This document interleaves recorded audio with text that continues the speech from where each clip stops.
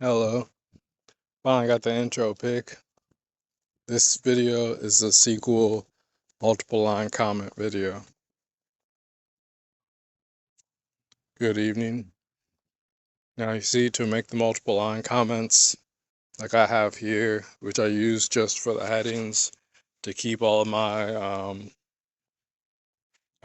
documentation clean, I guess, or inside the file, you use a on the opening side, you use a, I guess, backslash, whatever slash up over here.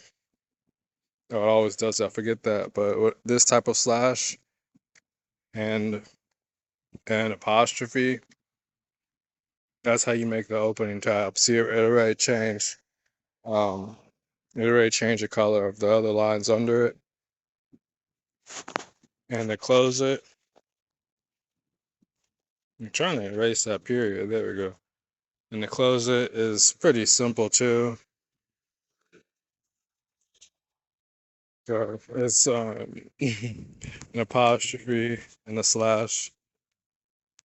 That's how you close it. That's right under first name. And I'm gonna run it right now so you can see what we got. So it should show the last name. Okay. So yeah, it shows the last name in the customers table. Here's the customers table. And that's what we got here. Now I guess I'll take this out for our next example, and I'll uncomment this.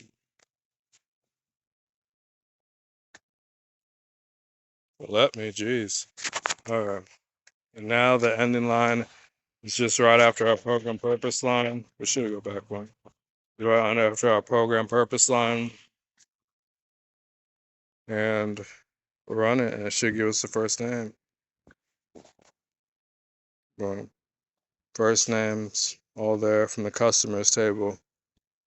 So that's it. Pretty simple. Like and subscribe for more SQL videos. And remember, it's just slash apostrophe to open and to close, apostrophe and the same slash. All right.